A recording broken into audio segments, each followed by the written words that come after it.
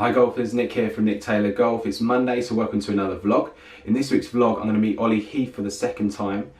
I've invited him down to South Essex Golf Club for a lesson and also a chat about stack and tilt. So guys, make sure you look at Ollie's channel. He's going to have some great content on there coming up.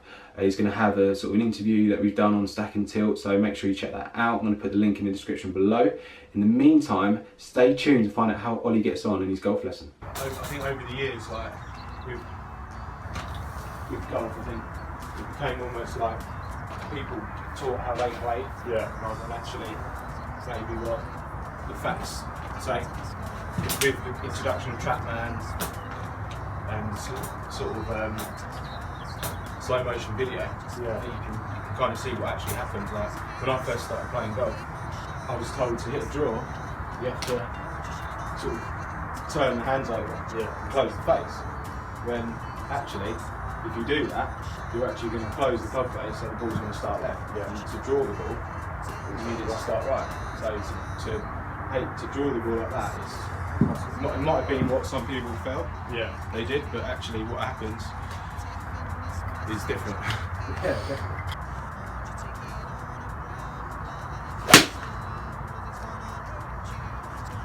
High, isn't it? Yeah, very high. Those I find those irons do go quite high. Yeah. Anyway, but I mean, I've tried to have the shafts a bit stiffer.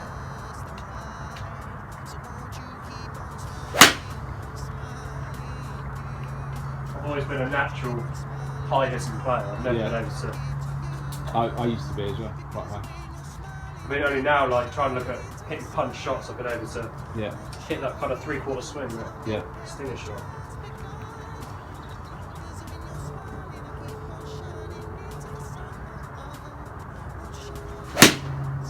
Nice strike, but what would you say? Slight fall? Slight fall on that, yeah.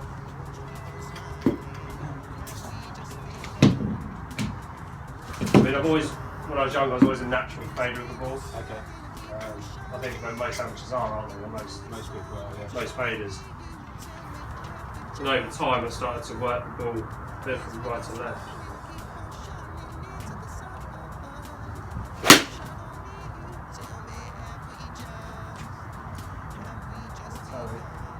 Certainly quite a lot of clubber speed.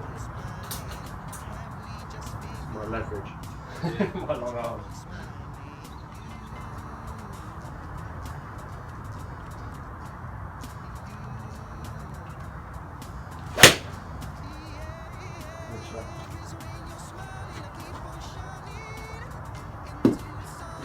What do you do in the wind then? Close my eyes. No, I mean, with my 5, 4 and 3 iron, I can hit, a nice punchy shot. Yeah. With anything else, it's just impossible.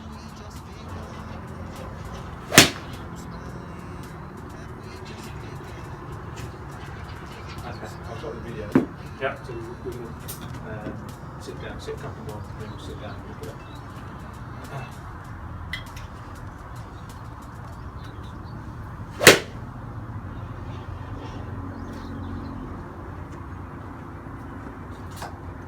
I wish I had pro tracer so people could see how high this ball's going.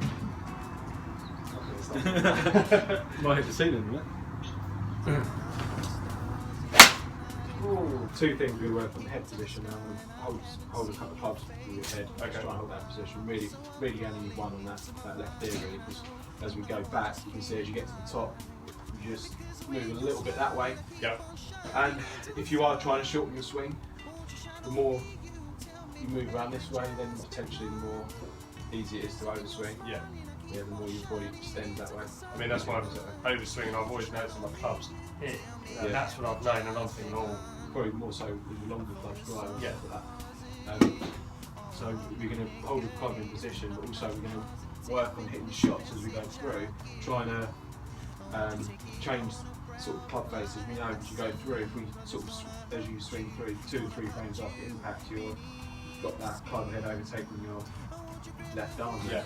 Whereas really we want to be, my left arm is still more there. Yeah. So the left wrist flatter, not cupping as it gets through, opening the face. I know you sort of get here and then you're almost like that, trying to get the ball Risk in the air. pretty much. Yeah, kind of. So what we're gonna do is we're gonna work on some shots where I hold your head, but also we're gonna swing through to back here. Okay. And what we're gonna try and do is try and get the wrist higher than the club head. Okay. As it as it goes parallel to the ground there, the wrist higher than the club head. If you can do that, that means you're gonna keep it slightly more in the front, Yeah. bowed as it goes through, as opposed to sort of cupping. Yeah. So we're not going to be hitting these hard. We're only going to be hitting these shots like if you maybe to start with, you grab just grab a 9-iron. Yeah. Yeah. I've got a 9-iron here. We're just going to hit shots like I'm going to hold your head and then we're going to swing through to there. Okay. And just wanting to just get a feel for that wrist, trying to put that wrist higher than the club head. So let's do some So I practice. kind of feel like the badge needs to Yeah. go on the way. Feel like it's you swing through. Yeah, it's kind of like that. Okay. Arm straight, that. So I'm really. That's it. So you're not sort of cupping to get the ball in the air. You're Yeah. sort of, Driving through. kind of like that, yeah. Yeah. So do a few practice swings and just stop there. I'm going to hold your head to it. Yeah.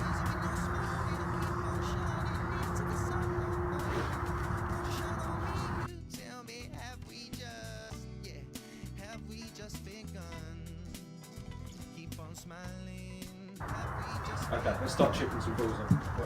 So just that swing, we expected it to go lower than normal and probably half the distance. It's not really, you're not trying to push this too far at the moment, we're just really trying to get a feel for that. So feet slightly flared, neck down. Good. I can feel a lot of pressure in this right hand where your head's going against it. Stay. I'm just going to hold this one.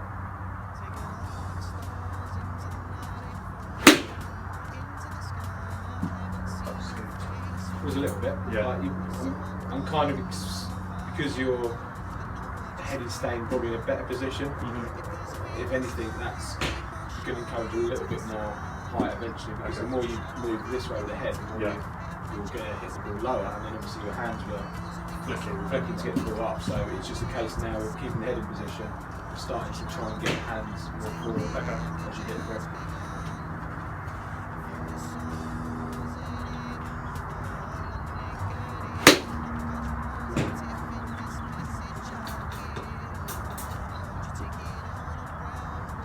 That felt like my left was a bit like that, wasn't it? Well, you're not going to get it Yeah, straight away. straight away, but on this next shot, if Yeah. you stop there, just hold it. When Yeah. the club shot's parallel to the ground, hold that position. Just hold it for a couple of seconds. Good. smiling you? Won't you keep on smiling? 'Cause you know all I have I give to you. Because when you're smiling, I keep on shining into the sun. Won't you shine on me? You tell me, have we just begun? 'Cause when you're smiling, I Feet slightly flared. into the sun. Very slightly, it's very They- basically the same. Yeah. I kept saying, you've got to just remind yourself, just to try and, it doesn't matter if you exaggerate. I need to feel like I'm a penguin pretty much. Pretty Just much, yeah. stick around. Yeah. And also the other one was the head. I said to tilt it slightly down. If you actually look, you can kind of see, if you look at your forehead there, you can see it's slightly more tilted down than that. And also like the angle on that one is kind of that way, isn't it? Whereas this is very much centred down the middle. I think so, yeah. I think maybe after what we've been talking about, this helps a little bit. Yeah, and I felt more comfortable on that second one as well. Good. Let's see if it's any different. So there's the top. Obviously we're not doing full out shots here, which is why your swing's a little bit shorter. Yeah. But what we want to do is start to lengthen this swing a bit more in a second to try and get closer to where this is. Otherwise, when you go on the course, it's as soon as you start swinging to that length, you're probably going to tend to drift back. Go back to the old habits, yeah. Whereas obviously because you're swinging short, it's probably easier to keep the head steadier. But we will start to lengthen that in a minute. But obviously that's as far as it goes. Let's have a look. Once you start down before. So you can see now on the downswing, left arm parallel. You can see in this one how much more in front this is, especially with the head. can go to that one. Pretty good. Just go to impact.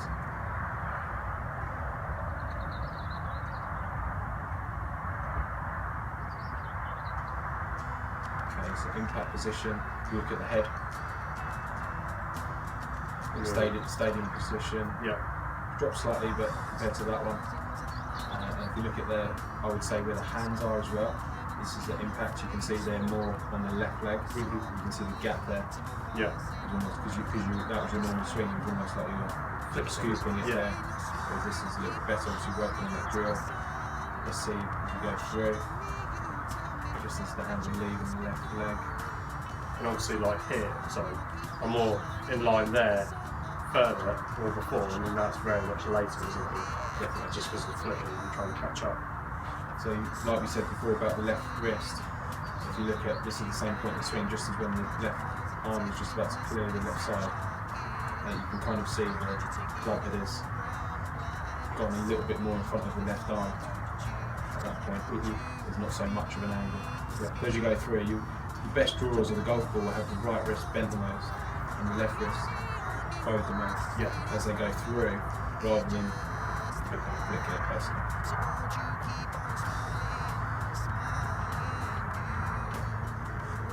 And also like my shoulders as well, I've just noticed as well, I'm obviously staying on that point of my head and my shoulders are also going around, whereas this I feel like I'm coming up. Yeah, I think in the past this is always how you played, but I think this head was moving so much that your shoulders weren't turning in a circle. They were moving across rather than turning around the fixed point, which is much easier to control.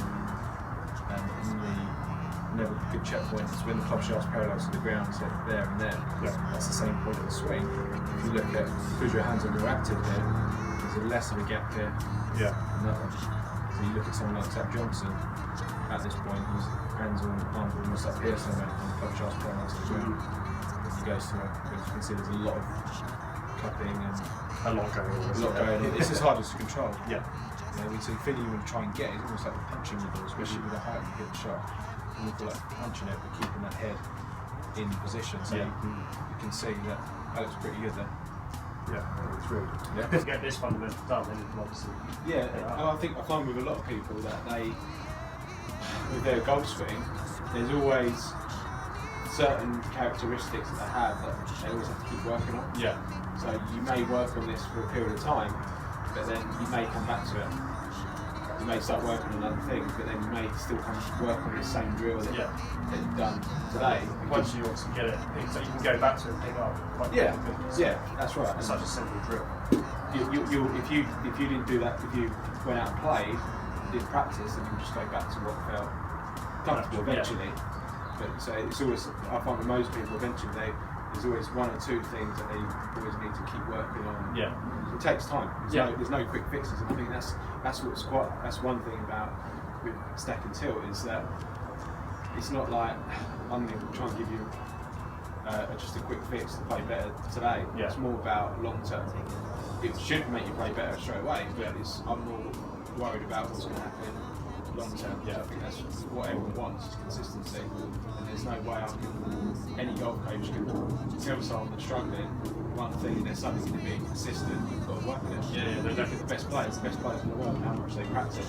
I mean, they are practicing 24/7 pretty much, aren't they? Pretty well, it's their job. So and that's how much is these drills we need to constantly keep our game in check. So, right, feet, neck down, and then just try and lengthen it a little bit, speed it up a little bit.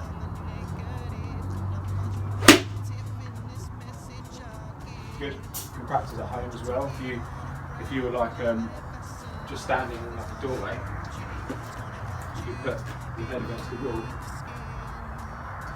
and then just hold it in position. Just practice it at home, just something you can get a feel for. So that's something you can do. But just need someone to hold a club there, or at least keep for a few shots, just to get that feel.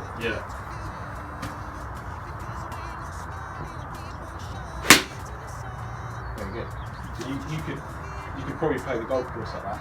Because that ball's gone, I don't know, 145, 150. I know these aren't the best balls, but it's got a reasonable distance. Yeah. And like I said to you at the beginning, the fundamentals of golf, where the club hits the ground, have enough power to play the course. You have enough power with that swing to play that course, to play any course, and you've got some sort of control over the ball flight. Okay. Not only the trajectory, which is now going lower, but also the curve. It's much easier to control the curve if there's less movement with the wrists as you go through. Okay. Yeah. They weren't that much shorter where you can hit, and they would look to me like they're a little bit more controlled. And obviously, when I start to progress into a forward swing, I will hopefully getting a few more yards because obviously it's a nice penetrating shot. Whereas with my previous swing, I was ballooning up, Exactly. backswing and everything else Yeah. caused me to lose. So no, pretty good. Perfect.